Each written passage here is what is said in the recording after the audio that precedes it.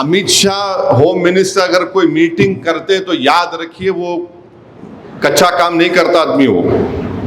और मेरे को ये सस्पिशन है, I might be proven wrong, कि वो फाइनली एनआरसी करना चाहते।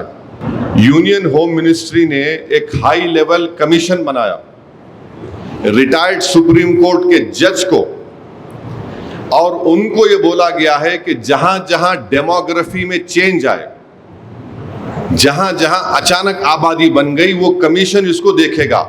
और तीसरी बात जो अमित शाह ने वो मीटिंग ली, उसमें कहा कि जो नाम एसआईआर में जो 6 करोड़ नाम एक्सक्लूड हो गए, वो उसको भी चेक करेंगे। अमित शाह होम मिनिस्टर अगर कोई मीटिंग करते तो याद रखिए वो कच्चा काम नहीं करता आदमी हो, खाली हवाई फायरिंग नहीं करता, कुछ ना कुछ बराबर वो एक प्रोग्राम बना के काम कर रहे हैं।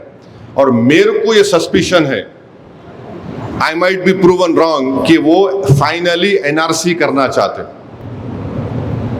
क्योंकि ये high level commission of inquiry है, रिटायर्ड सुप्रीम कोर्ट जज है। अब वो बोल रहे कि जहां पर अचानक आबादी बढ़ गई, वो कहीं बाहर से तो नहीं आए, जहां पर अचानक हैबिटेशन बढ़ गया यानी इलाका बढ़ गया, नहीं हुआ। रिटायर्ड सुप्रीम कोर्ट जज को बिठाकर वजीर दाखिला मीटिंग ले रहे हैं। तो इसीलिए मैं कह रहा हूं सबसे, ये एसआईआर एक आसान काम नहीं है, और ये खुल के बोल रहा हूं, ये इंक्लूसिव एक्सरसाइज नहीं है, ये एक्सक्लूजन के लिए बनाया गया है। मगर हम क्या करेंगे, हमको करना है। सुप्रीम कोर्ट, आप जानते हैं सुप्रीम कोर्ट का जजमेंट लॉ बन जाता है।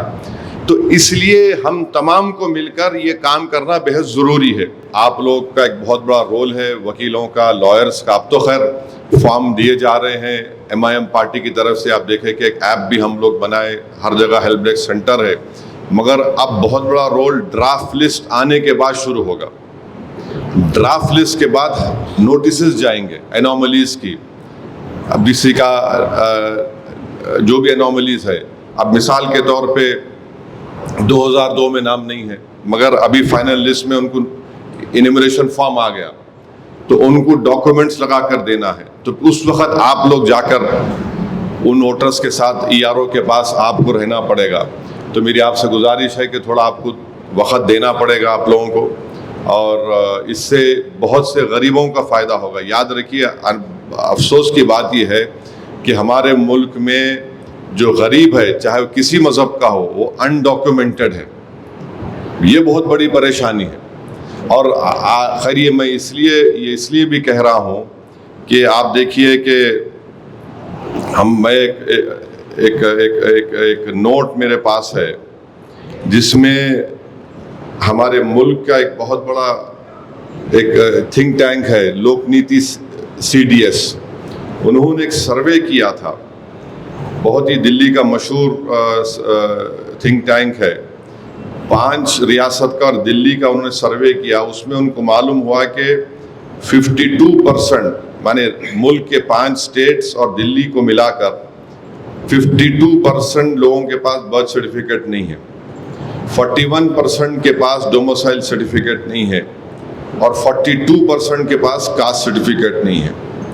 तो अब आप बताइए कि दिल्ली का एक रेप्यूटेड थिंक टैंक 5 स्टेट्स और दिल्ली का सर्वे करके बोल रहा है कि 52% के पास बर्थ सर्टिफिकेट नहीं है, 42% के पास डोमिसाइल सर्टिफिकेट नहीं है, और 42% के पास कास्ट सर्टिफिकेट नहीं है। फिर नेशनल फैमिली हेल्थ सर्वे आप देख लीजिए, जो गवर्नमेंट ऑफ इंडिया का दिया गया है। उन्होंने कहा कि 82% of children in the richest wealth group had there birth registered. माने जो दौलतमंद लोग हैं उसमें से 82.3% के पास, जो दौलतमंद का ग्रुप है, माने जो तबका है, उसमें उनके पास बर्थ सर्टिफिकेट है।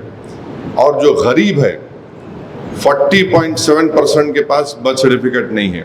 फिर शेड्यूल ट्राइब में 60% के पास नहीं है, और शेड्यूल ट्राइब्स का 55% के पास नहीं है, और दूसरे जो कास्ट है 71%।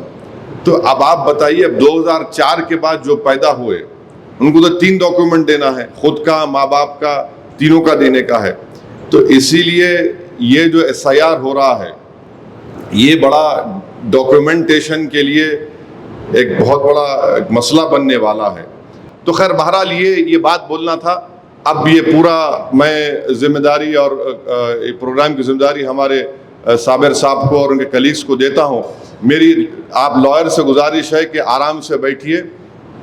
प्रोग्राम पूरा ख़त्म होने के बाद हम लोग नमाज जो पढ़ना चाह रहे नमाज पढ़ के लंच करके आप लोग जाएंगे इंशाल्लाह। मगर पूरा सुनिए, साबिर भाई जो बोलेंगे, उनके कलीग भी है जो बेचारे लंबा सफ़र करके बंगाल से यहाँ पर आए, हम उनका बहुत बहुत शुक्रिया अदा करते। और आप उसके बाद आपके कोई सवालात है, क्वेश्चंस है, क्वेरीज है तो आप ज़रूर पूछिए। मगर जितने लॉयर्स यहाँ पर आए और जो यहाँ पर नहीं आ सके, प्लीज़ आपकी सर्विसेज की बेहद ज़रूरत है।